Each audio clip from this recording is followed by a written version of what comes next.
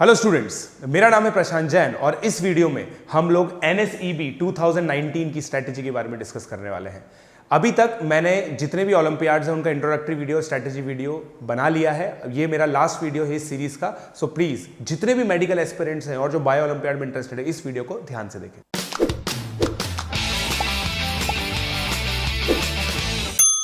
Welcome back, मेरा नाम है प्रशांत जैन और इस वीडियो में जैसे मैंने आपको बताया हम बायो की स्ट्रैटेजी डिस्कस करने वाले हैं। सबसे पहले मैं पेपर पैटर्न के बारे में बता देता हूं आपको। पेपर पैटर्न इस तरह से कि 80 क्वेश्चंस आते हैं और हर एक क्वेश्चन 3 नंबर का होता है, नेगेटिव मार्किंग -1 है। इस पेपर का जो टाइमिंग होता है वो एस्ट्रो ओलंपियाड के साथ क्लैश करता है। इस साल ये पेपर 24 नवंबर को होने वाला है। अगर मैं इस चीज़ की बात करूं कि भाई एलिजिबिलिटी क्या रहेगी, तो एलिजिबिलिटी मैंने अपने इंट्रोडक्टरी वीडियो में बताई थी कि जो बच्चा जूनियर साइंस देता है वो नहीं दे सकता ये एग्जामिनेशन, तो सीनियर साइंस अलग होता है। तो आइए क्विकली अब हम लोग देखते हैं कि क्या इसकी प्रिपरेशन स्ट्रैटेजी रह सकती है।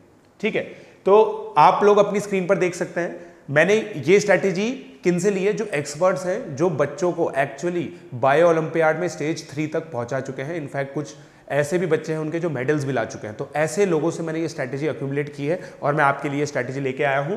तो सबसे पहले क्या है, make strategy based on last 10 years. Last के जो 10 ईयर्स पेपर्स है ना, उसके बेसिस पर आपको स्ट्रैटेजी बनानी है। क्योंकि जितने भी एक्सपर्ट्स हैं उनका ये कहना है कि यार देखो सिलेबस तो डिफाइन होता नहीं है, सिलेबस डिफाइन नहीं होता, नीट और एम से इसका कुछ ज़्यादा रिलेशन होता नहीं है। तो आपको 11-12 का सिलेबस तो कंप्लीट कराना ही है। उसके अलावा पिछले साल के पेपर्स देख के ये भी देखना पड़ता है कि क्या एक्स्ट्रा पढ़ना है। ठीक है, और वो जो एक्स्ट्रा पढ़ना होता है ना, वो इन दोनों बुक से पढ़ना होता है, Campbell and Reece, Raven Johnson. ये दो बुक्स, जितने भी बायो ओलंपियाड के एक्सपर्ट हैं मैंने उनसे बात की, वो बताते हैं कि ये दो बुक से पढ़ना बहुत ज्यादा इंपॉर्टेंट है। तो प्लीज आप इस चीज को इंश्योर कीजिए कि ये दो बुक आपके पास हो। जैसा मैंने लिखा, syllabus goes beyond NEET syllabus and is very vast. Syllabus बहुत अथाह सागर है, राइट। और ये एक रीजन भी है कि बायो ओलंपियाड का कट ऑफ जनरली लो जाता है, क्योंकि पूरा कवरेज कोई भी बच्चा नहीं कर पाता। मगर पेपर का जो लेवल है वो थोड़ा सा इजी ही आता है। नीट लेवल पे इसको मान सकते हैं हम लोग, नीट से थोड़ा सा ज़्यादा लेवल हम मान सकते हैं। मगर बायो ओलंपियाड का जो स्टेज 1 होता है वो रिलेटिवली सिंपल होता है, जैसा कि एक्सपर्ट्स ने कहा। इसके लिए आप ये बुक्स ले सकते हैं। ठीक है, अब मैं कुछ इंपॉर्टेंट टॉपिक्स बताना चाहूँगा जो मुझे एक्सपर्ट्स ने बताए हैं। एक तो जेनेटिक्स है जो काफ़ी इंपॉर्टेंट बताते हैं। उसके अलावा सेल बायोलॉजी है, सेल बायोलॉजी भी काफ़ी इंपॉर्टेंट है। ये भी जूलॉजी का चैप्टर हो जाता है। इकोलॉजी जनरली बॉटनी का काफ़ी इंपॉर्टेंट चैप्टर माना जाता है। Evolution, heredity and evolution. Animal behaviour again zoology.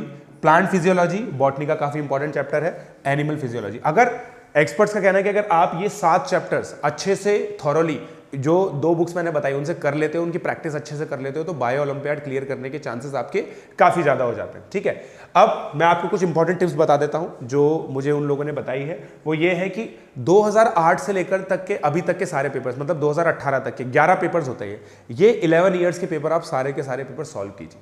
जब आप इन पेपर्स को सॉल्व करोगे तो आपको एक्चुअली ये अंदाजा होगा कि आपको क्या चीज़ें लेनी है, क्या चीज़ें नहीं लेनी है, मतलब thought process. Do thorough practice of the books mentioned.